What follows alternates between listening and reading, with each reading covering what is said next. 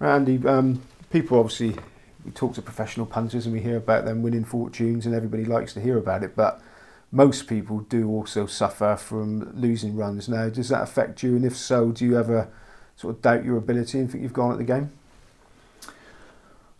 I think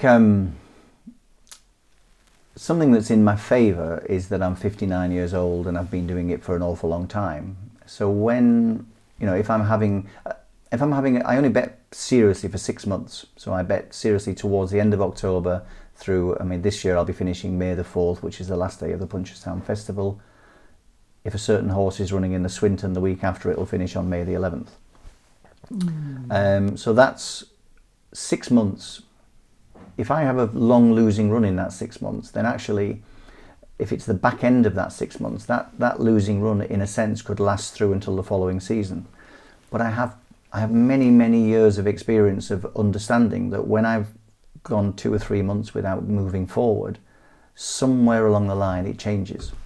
Now, of course, that doesn't mean to say it's going to change next time, but my experience is that it has changed.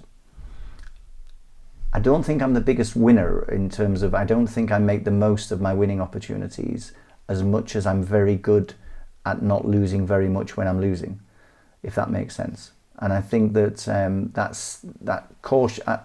kind of cautious, and yet a lot of my profits come from windfall betting. But the worst that happens to me, that tends to happen to me, is I've suddenly gone 2 or 3 months and I've just thought, you know what, this is my only income this year, and I've just gone 2 or 3 months and I haven't made any headway whatsoever. I started with 6 and I've still got 6, or I've started with 60 and I've still got 60, or whatever. It can feel like a long time sometimes, and I just kind of know that it's going to be okay. The time, the times that would be difficult for me is if it was going bad and I was struggling, and then I added to those difficulties by betting like a complete numpty and doing some stupid things, and then suddenly you're not level, suddenly you're 7% down on your bank, you're 14% down on your bank, you're 20 because of your stupid. That would be unbearable. But as long as my losing runs are all part of what I do, and I think the framework of my betting is in place probably a lot more than for most people, in that, as you mentioned earlier, I stick to the better class races through the season. I generally know the races that I'm going to be betting in, and I generally understand what's required to win those races, more than I would understand what's required to win lower grade stuff. So I know it's going to come right, but it might not next time. Okay, now, most people that I've spoken to that are successful have said they've had to evolve, they've had to change things along the way, and they even did it for a long time. Has there ever been anything that you used to regularly make money, a theory or something you used to do, that eventually had to concede it just doesn't work anymore? Well, I think some obvious ones, like there was a time when you could very easily back, this is just the first example that's come to my head, you could very easily back in a novice hurdle race with 8 or 9 runners with a 4 to 7 favourite, and back a 5 to 1 second favourite with a 10 to 1 third favourite. And you could have a heavy bet on it, and you could get that money on very easily. And actually, if you spent your whole season just backing in those circumstances, it was probably quite difficult to lose, which of course is why you can't get those bets on nowadays. And if there is an account closing bet, then that's probably high up the pecking order. So that sort of thing, where bookmakers become more savvy and say, well, no, we want your money, but we don't want it in this way.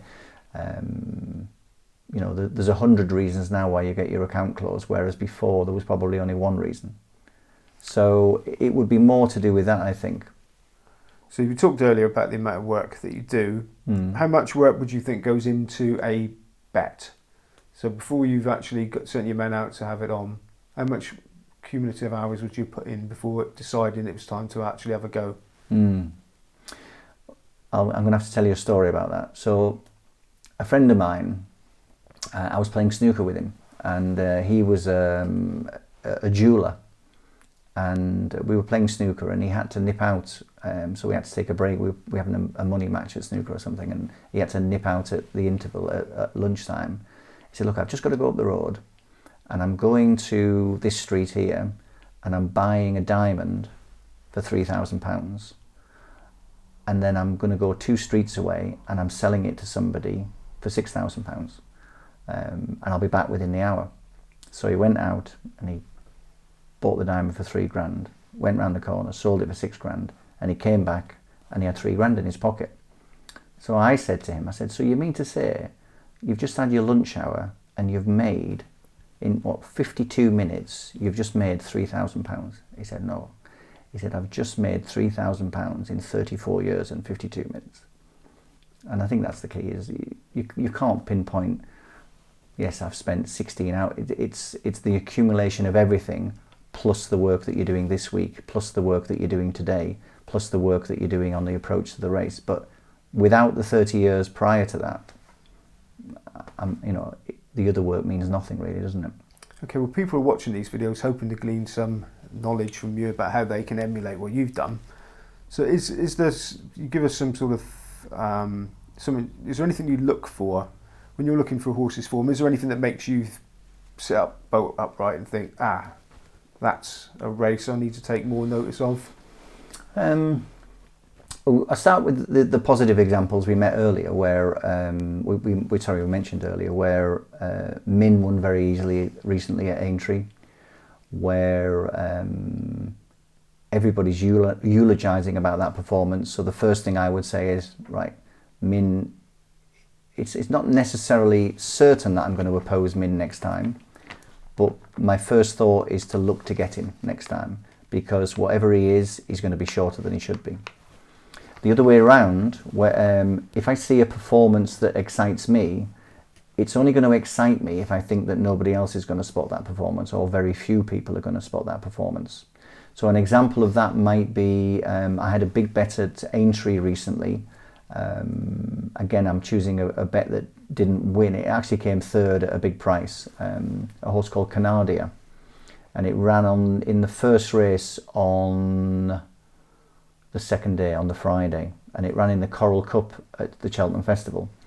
Now at the Cheltenham Festival, along with most other meetings on good to soft or softer at the festival at Cheltenham, it's very difficult to win if you race around the inside rail.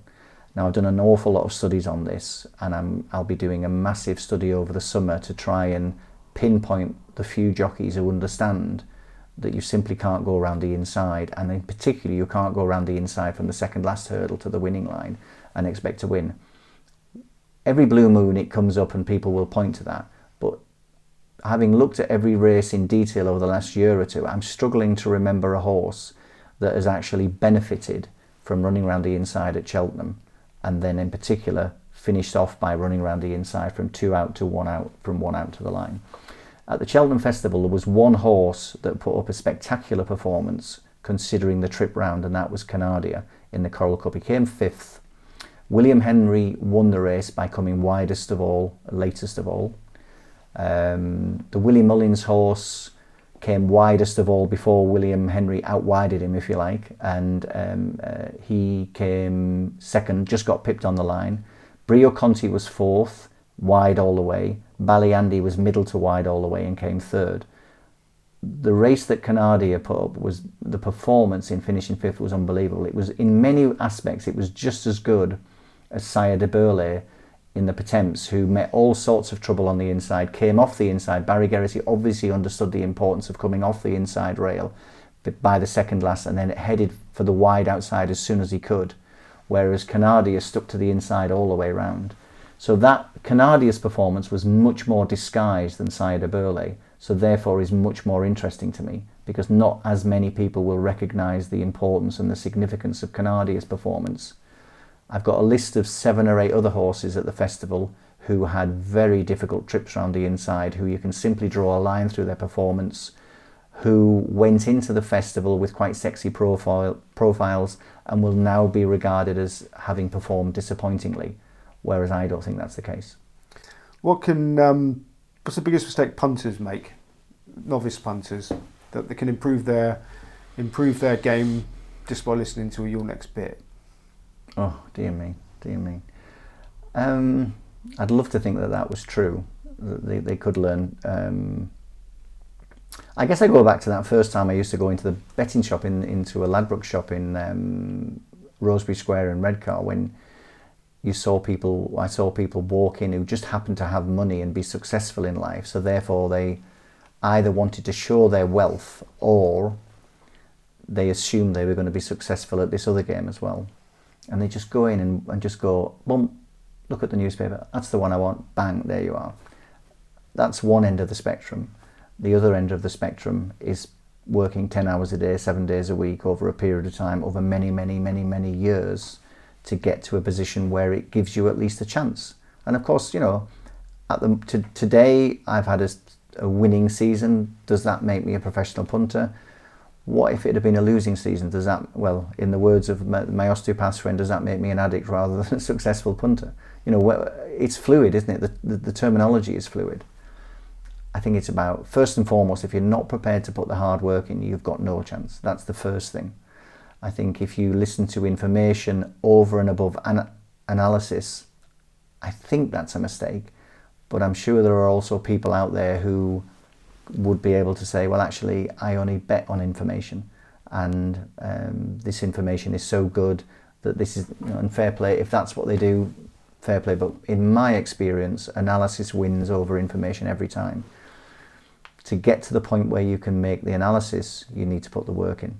And I think you need to be self-aware. I think I'm quite good at this. I think that I have the type of brain that just happens to be suited to thinking independently, creatively, coming up with ideas, not being too restricted and constrained. I think we need to be honest with ourselves. One of the reasons you end up being a professional gambler is possibly because you fail at an awful lot of other things, and it's by a process of elimination. The only job left for you is possibly being a professional gambler. You know, I was a nurse, a social worker, various jobs that just salary positions weren't for me, and that's how I've ended up doing what I'm doing.